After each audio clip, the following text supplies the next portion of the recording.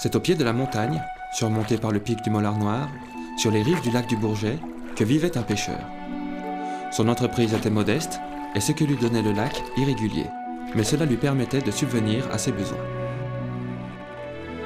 Un jour, de bon matin, comme à l'accoutumée, il dirigea sa barque au milieu des flots, se mit en place et patienta.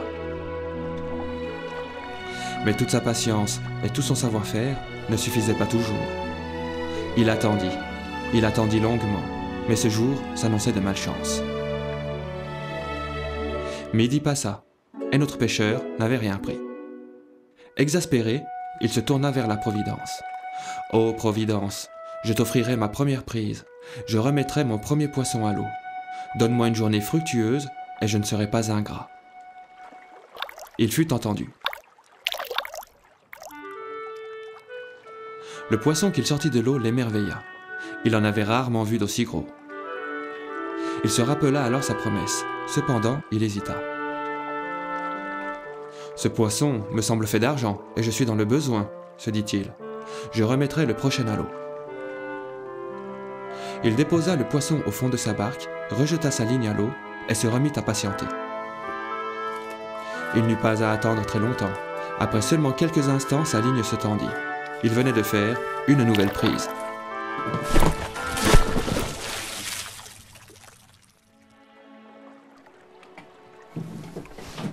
Il lui fallut 2 bonnes heures pour sortir ce poisson de l'eau. C'est sans aucun doute le plus gros du lac, se dit le pêcheur, en contemplant ce poisson qui était énorme. Sa promesse lui revint alors à l'esprit, mais il rechigna. Mon attente a enfin été récompensée, et ces prises valent de l'or. Rejette-le à l'eau, lui dit sa conscience. Mais le pêcheur fut résolu. Demain verra une autre journée de pêche. Demain, ma première prise sera rendue. C'est alors que sa canne à pêche vibra et glissa sur le bord de sa barque. Il venait de faire une nouvelle prise. Il attrapa la ligne, tira dessus, et sortit de l'eau, non pas un poisson, mais un petit chat. Sortir un chaton de l'eau est une chose bien étrange. Néanmoins, il décida de le garder, car il vit dans cet animal un autre signe de la Providence. Il ne se trompait pas, mais ce qu'il ne savait pas encore, c'est qu'à compter de ce jour, il ne sortirait plus aucun poisson de l'eau.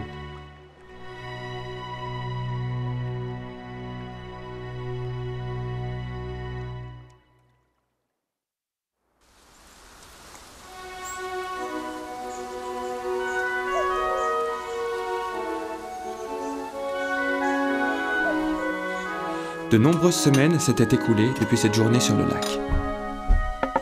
N'attrapant plus rien, et sans autre activité, notre homme avait beaucoup de soucis. Un, en particulier, était son colocataire. Ses petites économies étaient maintenant bien entamées. Pourtant, il lui restait encore de quoi subsister, et il voyait toujours la possibilité de jours meilleurs. Le chat, quant à lui, avait grandi anormalement vite. Et il avait acquis une nature particulière. En plus de ses qualités félines, il était extrêmement rusé et très sournois. Mais le pire de ses défauts était sa voracité. Elle était sans égale. Le pêcheur le craignait grandement.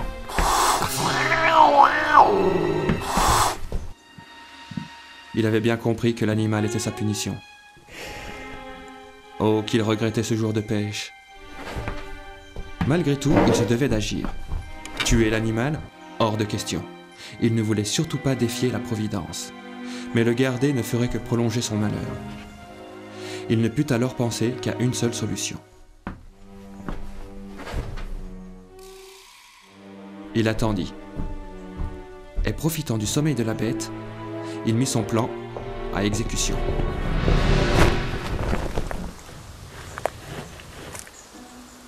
Une fois le chat emballé, notre homme devait aller assez loin dans les bois pour que le félin ne puisse retrouver le chemin menant à la chaumière. Il marcha donc plus d'une demi-journée sans s'arrêter, jusqu'à l'autre côté de la montagne. Finalement, estimant être assez loin, il choisit au milieu des fourrés un endroit en retrait et il y mit son fardeau. Sans un mot et sans aucune cérémonie, il repartit aussitôt, car une longue marche l'attendait.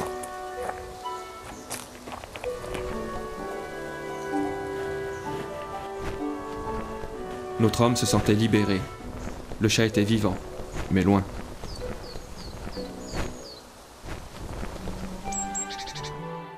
Débarrassé du chat et déterminé à se refaire, notre homme s'employa alors avec les bûcherons de la région. Il se donna pleinement à sa nouvelle profession, mais son zèle fut son malheur, et ses ambitions prirent fin avec un malencontreux coup de hache. Seul, incapacité et frustré, il n'entendit pas la rumeur qui se répandait sur la montagne, un murmure au sujet d'une bête étrange. On disait qu'elle s'approchait des maisons isolées et que même les chiens en avaient peur.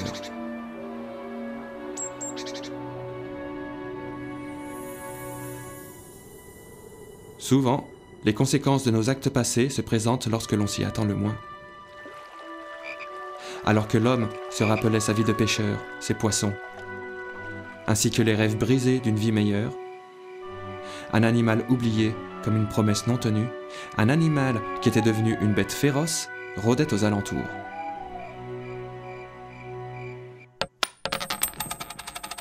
Toutes les espérances de notre homme s'étaient effondrées. Il n'avait plus rien. Et c'est alors, au moment où il était au comble de ses peines, que la créature sortie du lac revint vers lui. Elle lui enleva son plus grand bien.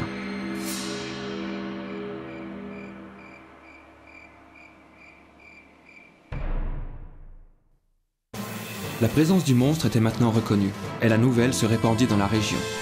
La montagne était désormais la demeure du chat. Le col de l'Est se trouvait sur le territoire de la bête, et ce passage, important pour le commerce, n'était plus sûr. Les voyageurs qui s'y risquaient le faisaient au péril de leur vie.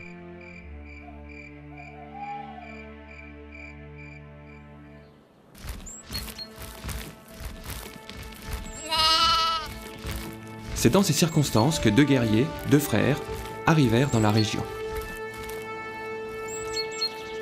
Il est dit qu'ils rentraient d'une campagne menée par un grand roi et que le hasard de la route les avait amenés dans les environs.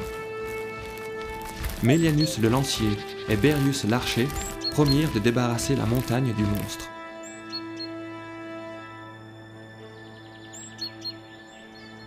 Ils suivirent les signes d'un passage régulier de l'animal. Les traces laissées par le chat menèrent les deux hommes plus profondément dans la forêt, puis sur le col. De là, la piste continuait en direction du sommet. Plus haut sur la montagne, les guerriers débouchèrent sur une éclaircie. Ils décidèrent d'y embusquer le monstre. Un agneau fut utilisé comme appât et mis bien en vue au milieu de la clairière. Après cela, les deux frères se cachèrent. Il ne leur restait plus qu'à attendre que le chat repassât sur sa propre piste. Peu de temps s'écoula avant que les oiseaux se turent et que le silence se fit dans la forêt. Une présence redoutée venait de faire son apparition.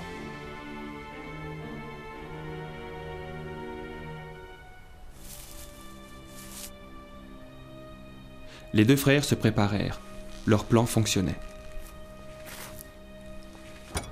Sans se douter du piège, le regard fixé sur l'agneau, le chat se mit à découvert. Les guerriers passèrent à l'action.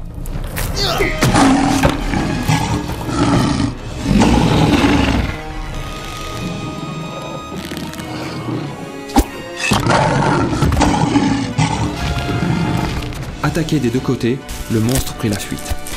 Les guerriers s'élancèrent derrière lui.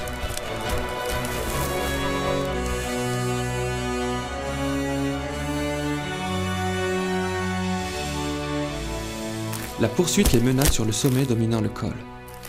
La bête blessée était acculée sur le pic. La confrontation avec les deux hommes était inévitable. Ceux-ci avançaient donc avec précaution. Surgissant de derrière un rocher, le chat se lança sur les guerriers.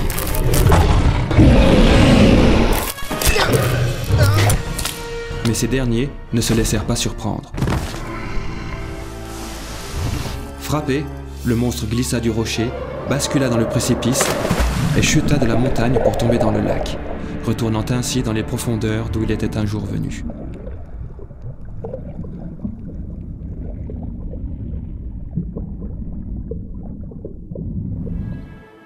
Les deux guerriers avaient tenu parole. Ils avaient vaincu le monstre. Ils s'en allèrent porter la nouvelle dans la vallée et laissèrent derrière eux sur le sommet la canine arrachée du chat, reliquat de l'animal sur la montagne.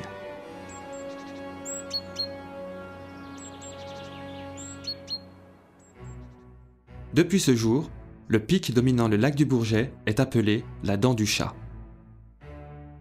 Les deux frères guerriers furent récompensés pour le service qu'ils avaient rendu. À Mélianus fut donnée une colline, qui fut appelée Mont Mélianus avant de devenir la ville de Montmélian.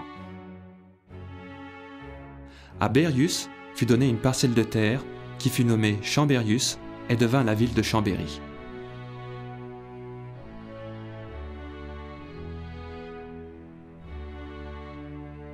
Mais les jours d'orage, quand les eaux du lac se gonflent, il est encore parfois dit que c'est dû au chat, qui fait le gros dos et se débat dans les profondeurs, essayant ainsi de s'échapper de sa prison lacustre pour aller récupérer sa dent perdue.